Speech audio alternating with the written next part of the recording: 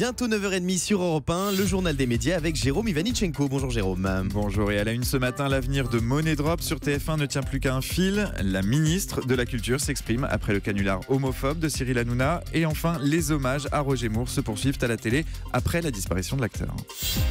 Et on commence donc avec Money Drop, menacé sur TF1. Selon Téléstar, le jeu animé par Laurence Boccolini pourrait s'arrêter purement et simplement. Le magazine croit savoir qu'il y a de la friture sur la ligne entre TF1 et son animatrice. Appelée régulièrement à la rescousse sur la case de l'Access Prime Time, elle n'aurait pas reçu l'assurance de revenir à la rentrée. Et ce, malgré de meilleures audiences que The Wall, le jeu de Christophe de Chavannes actuellement à l'antenne. De son côté, TF1 dément plutôt mollement. La chaîne commente sobrement cette annonce. Non, le jeu n'est pas arrêté, mais il y a un mais. Pour l'heure, aucune commande n'a été passée pour la saison prochaine.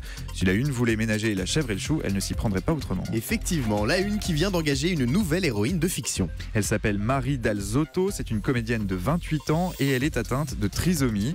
Dans Mention particulière, c'est le titre d'une fiction unitaire de 90 minutes que prépare TF1. Elle incarnera Laura, une adolescente trisomique déterminée à mener sa vie comme elle l'entend et à dépasser son handicap. Aux côtés de Marie Dalzotto, on retrouvera notamment Bruno Salomon, Hélène de Fougerolles ou encore Jonathan Lambert. Le téléfilm est en tournage en ce moment à Toulouse. Pour l'heure, aucune date de diffusion n'a été annoncée. Avec cette fiction autour du handicap et de la trisomie, TF1 poursuit sa politique audacieuse en matière de création en abordant des sujets jusqu'ici peu traités à la télévision.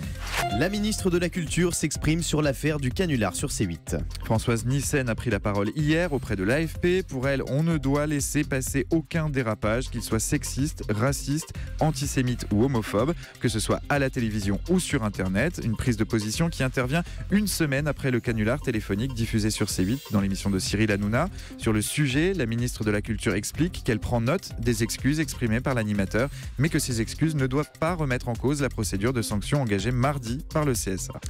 On n'est pas couché sera à Cannes samedi soir. Pour la deuxième année consécutive, le talk show de Laurent Ruquier a installé son plateau sur les hauteurs de la Croisette à la Villa d'Aumergue. L'émission, diffusée samedi prochain, a été enregistrée hier soir. Alors parmi les invités, on retrouvera un casting très orienté autour du 7e art, forcément, avec les réalisateurs François Ozon et Serge Azanavicius, des comédiens aussi, Bérénice Bejo, Sandrine Bonner et Jérémy Régnier, ou encore Julien Doré.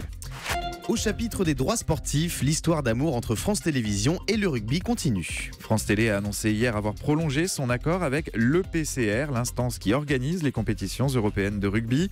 France 2 et France 4 seront donc les diffuseurs en clair de la Champions Cup et de la Challenge Cup pour 4 années supplémentaires. Les droits de diffusion qui courent donc désormais jusqu'en 2022. Les hommages se poursuivent après la disparition de Roger Moore. Demain soir à 20h50, Paris Première consacre une soirée spéciale à l'acteur décédé mardi à l'âge de 89 ans. La chaîne diffusera les 5 premiers épisodes de la mythique série Amicalement Vôtre où Roger Moore donnait la réplique à Tony Curtis. Le service public se joint à cet hommage au comédien britannique. Ce sera dimanche soir à 23h25. France 2 déprogramme un numéro de Faites entrer l'accusé pour diffuser un James Bond dangereusement vôtre avec Christopher Walken et Grace Jones. Enfin, petit rappel, ce soir, France 4 diffusera Vivre et laisser mourir, le tout premier James Bond incarné par Roger Moore. C'est à suivre à partir de 20h55. Et on termine avec le chiffre du jour.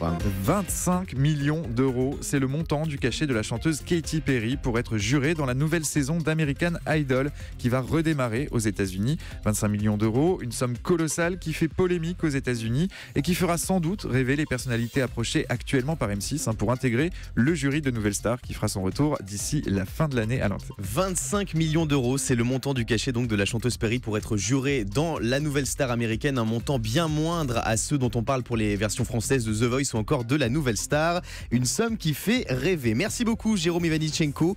On vous retrouve dans quelques instants. À demain pour de nouvelles infos croustillantes dans le journal des médias. Le grand direct des médias jusqu'à 10h sur Europe 1.